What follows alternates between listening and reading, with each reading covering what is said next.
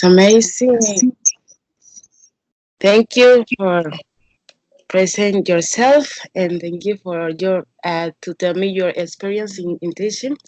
Now I will ask you some questions. Tax. The first one is what type of classroom management structure you implement? You implement?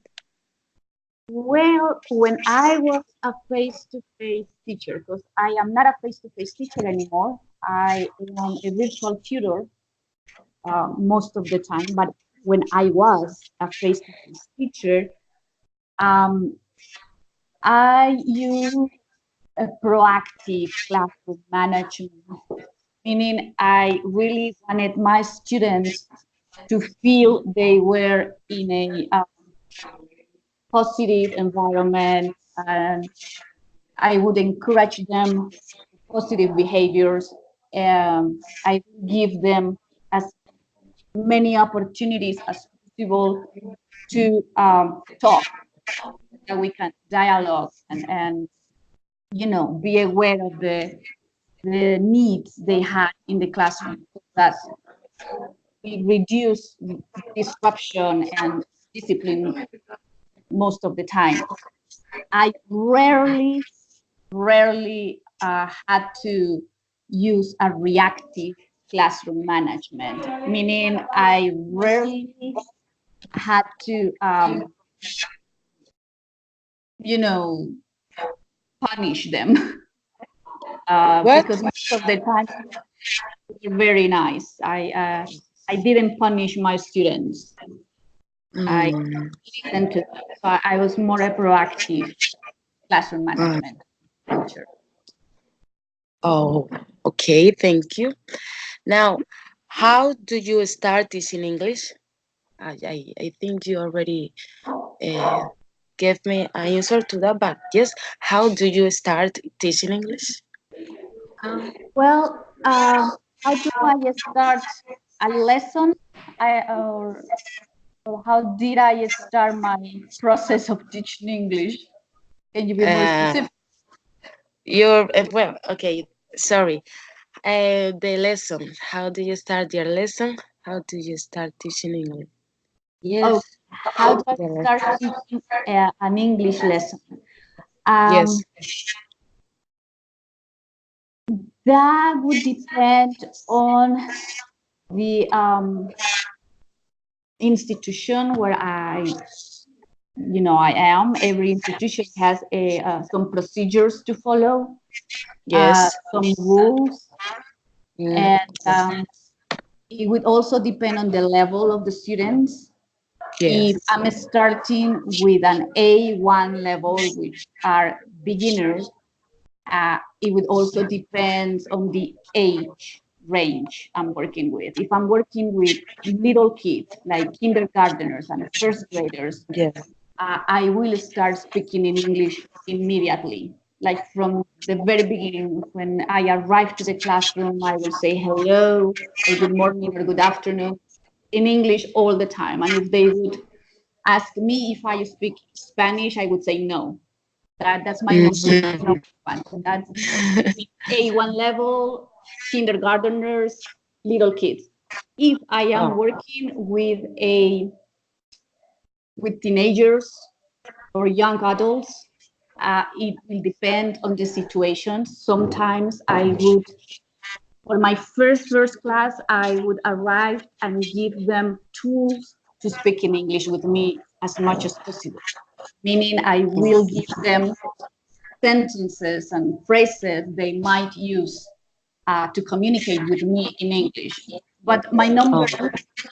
my number one rule is English only, from the very beginning, from level A1 all the way to advanced students. Um, Yes.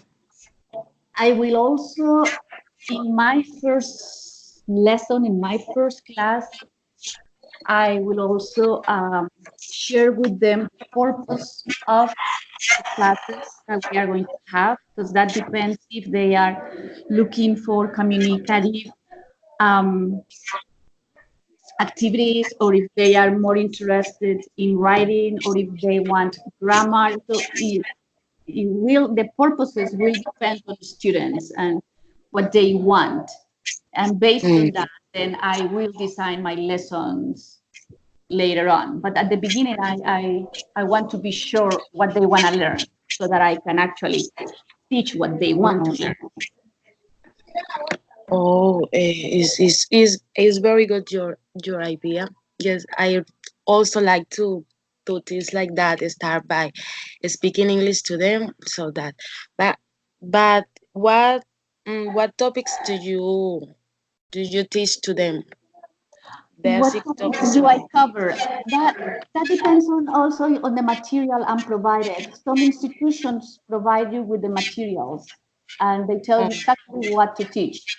Ah, So they will give you teaching books and workbooks and students' books. And based on that, I will, of course, plan my lessons. When I do not have the material provided,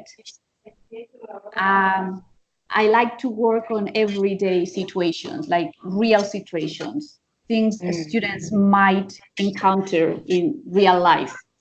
So, things like traveling to another country and being able to communicate there, or how to cook a recipe, um, things like that, like everyday activities. But yes. most of the time, I'm given the material, so I just use the Mm. material given by the institution.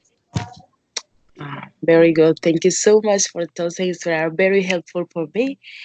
And now the another ones are, what strategies do you use to teach English? What strategies I use? Well, Strategies. there are a lot of strategies. Um, Yes, two of three of them. well, again, that depends on what I'm teaching. Am I teaching reading? Am I teaching writing, speaking, Mm, listening? mm. So I have to be consistent with the skill I'm teaching, and based on that, I will look for strategies. Okay. Um, so that's like my main goal when teaching is to understand what my students want to learn, and based on that, I will look Yes, for it's very effective important. strategies. Yes. So I would say one of the most important strategies, believe it or not, is to prepare yourself, like to know the language and know the content you are teaching. That preparation is extremely important. You cannot go to a lesson and improvise. I don't think Yes. that's a good strategy. So my first strategy would be preparation, and that preparation depends. Um, from that preparation depends the whole class. Uh, Yes. my second strategy would be to know my students' needs. I really want to know what my students need and want, so that I can prepare my lessons for them, and so that my lessons will be different from one group to another, depending on those needs. Well, Um, what yeah. else? Well, the last question Okay. is, yes, how you deal the bad behaviors of students. Okay. That's a difficult question. It is a difficult question because I don't have a Face to face. particular experience on that. Uh, My experience teaching English, uh, I mean, it has been with wonderful groups. I have never had behavioral problems. All my students have been very, very nice and very oh, respectful. And so, to be honest, I wouldn't know how to react to a bad behavior because I had that behavior before. It's like 20 years of teaching, and my students, yes, they are loud and maybe the little ones, they are disruptive, they like to stand up and run and, do silly things. But for me, Yes. those are not, that's not bad behavior for me. That's just a way students react to certain things. Yes. So like if they don't like my class, I know they are going to do something different from what I'm teaching because they don't like it. So in that case, I would um, look into the matter and see what the problem is before doing anything. I really like to observe my students' behaviors, and if I see they are bored with an activity, so I switch to another activity. If I see they are not doing what they are supposed to do, I try to ask maybe what's going on, what's the problem, then try to solve it. But Yes. most of the time, I just switch activities so that they are motivated, they don't get bored. If you get bored, I'm getting little ones, for example, they just start screaming and running and being crazy.